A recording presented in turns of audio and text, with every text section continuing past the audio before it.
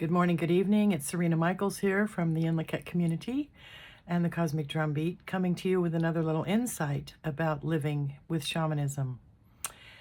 As you know, I'm a shamanic practitioner and I like to talk about things I've experienced, stuff that blesses me that I hope will bless you. So I don't pretend to know it all, and most of the topics that I discuss have huge books written about them, and you can always do more research. Today, I want to talk a little bit about communing with Mother Earth, or you could call it communing with nature, or you could call it communing with all our relations. Okay, all our relations. What in the heck does that mean? Well, there's a lot of Native American teaching which gives us the understanding that we are connected in a very deep way with Mother Earth. It's not just Native American, however. Shamanism and the belief that we're connected with Mother Earth and with everything that lives upon Mother Earth, both animate and inanimate, has spirit. Everything has spirit, and this teaching goes back 10, 20,000 years. Shamanism being one of the oldest spiritualities that we know about. All of us have descended from those peoples. And so it's in our DNA, our spiritual DNA, and even our genetic DNA, to be connected in a deep way with Mother Earth, the planet that we have chosen to live on. All right, so for whatever reason that you might have incarnated here in this timeline, you're still able to connect deeply with your planet, the planet Earth, Mother Earth, or Gaia, as some call her. Now, all my relations include, and these are all on Mother Earth, the rock people, the plant people, the animal people. Some say the four-legged, the six-legged, the eight-legged, the swimmers, the winged, and of course the two-legged. That's not just human beings. There are some other animals that are two-legged, that walk on two legs. And then, of course, there's the cosmos, there's the star people, there's multidimensional connections, all of which we are related to, all our relations, okay? So we're not just related to human beings, we're related to everything that exists, and we're joined energetically in a very powerful way. Now, physicists in the current timeline are beginning to understand this. Quantum physicists have been talking about this for a while, that we're all joined energetically. So you can take it from me. We knew that long before the physicists and the scientists are now beginning to bring proof to it. But it's nice for those of you that require proof, the proof is beginning to be presented. At any rate, if you're connected to all these relations and you're related to, quote, the rocks in your backyard, the crickets, the rabbits, the fox, the birds, the trees, the rose bushes, whatever you might have around you. You might live out in the forest. You might live in the prairies. You might live near the ocean. Oh, that's another whole thing, the ocean, the water. Oh my goodness, it just, yes, for those of us that are drawn to water. There's the whole element of water. So we're also able to connect with the elements of water, fire, earth, and air. For instance, when you feel the wind blowing across your face, stop. Just stop for a moment. Let your heart receive whatever message the wind might be bringing to you. A message of love, most likely. Everything vibrates with Creator love. The love of the great mystery, the love of the universal consciousness that we haven't been able to comprehend, we haven't been able to explain, we don't really know what it is, we just have called it God. But somehow the word God has become limiting for me. It's not limiting for everyone, but for me it's limiting because everyone has a little box that they put it in. It means something particular to them. So I like the expression, the great mystery brings us into communion, all with each other. So how do you commune with nature? How do you commune when you go out into nature? Let's pick an example. Suppose you live like I do in Los Angeles, and you're surrounded by buildings and millions of people. Now, I don't see millions of people, obviously, and I don't actually live in the city part of Los Angeles. I live in the county. So I'm out in the hills, but I'm still surrounded in suburbia by people. So I want to get out and be with Mother Nature. So how does that happen? Okay, so first of all, I pick a place to go. I might pick a park.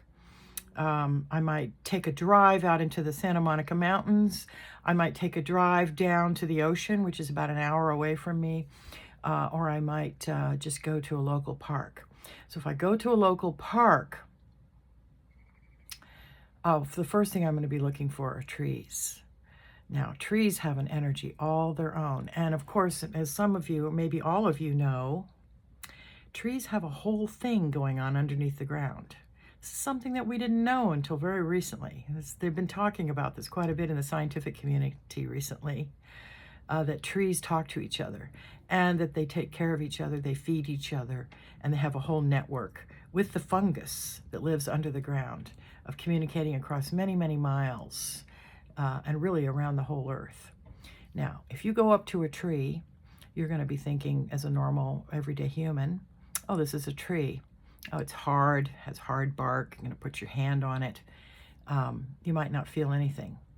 But that tree is sentient in its own way, has its own language, not your language, its own language.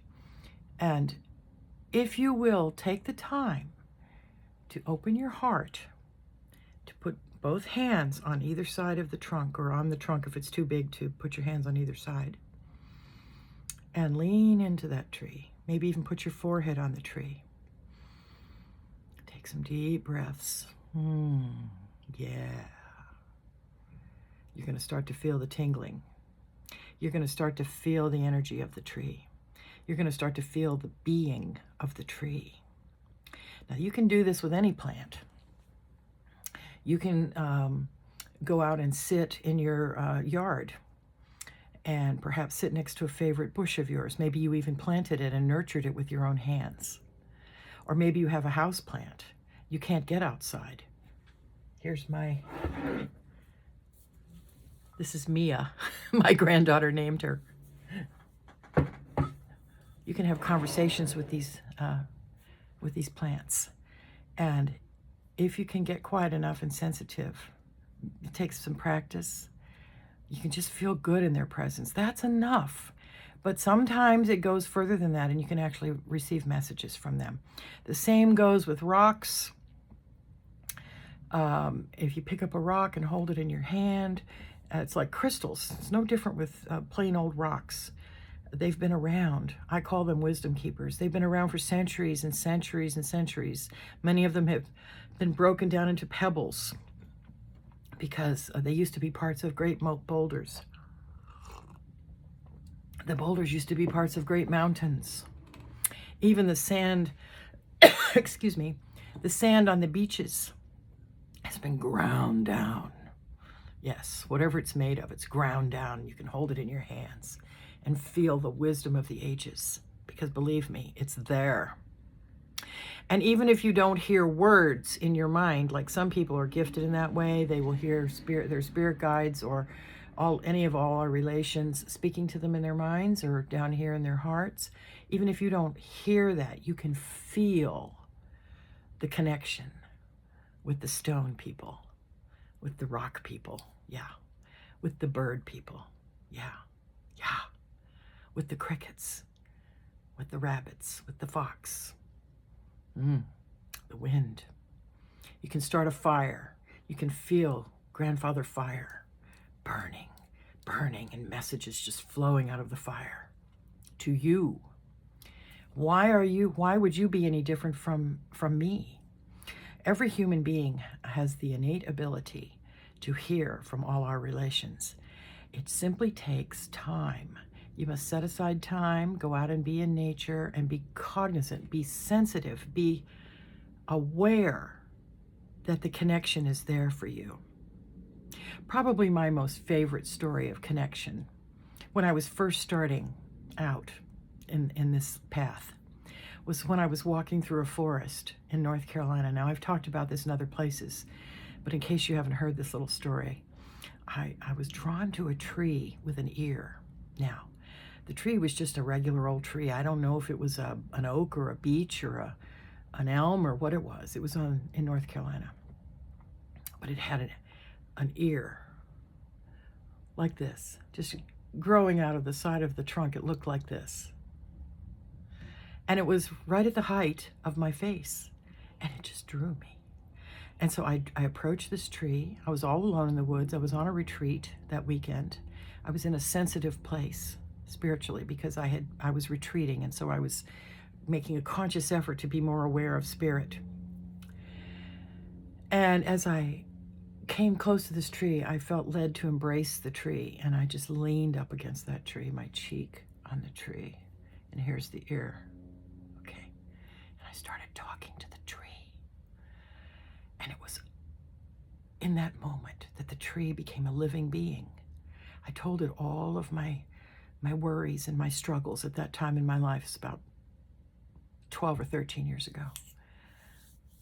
And I felt the tree absorbing my pain. I felt the tree absorbing the energy that I was emoting, which was painful, because I was in a painful place at that time. And in return, this wonderful flowing energy began to flow into me from the tree. Now, I don't have to have an explanation for this. I don't even have to prove it. I know what happened between me and the tree. And I know that it opened up for me an entire world of knowledge. Everywhere I looked, everything has spirit. Everything. And there's nothing preventing you from going out and discovering that for yourself. Start in small ways. Just sit with a plant or a tree and open your heart to the energy of that being and see what comes to you. Go sit by the ocean and see what it says to you as the waves come in and go out. Come in and go out. You'll begin to hear a message of love. Love. So much love. All right, that's all I want to say today about communing with nature, communing with Mother Earth. There's so much more. And I encourage you to explore and find out for yourself what is possible. All right. In Lakek.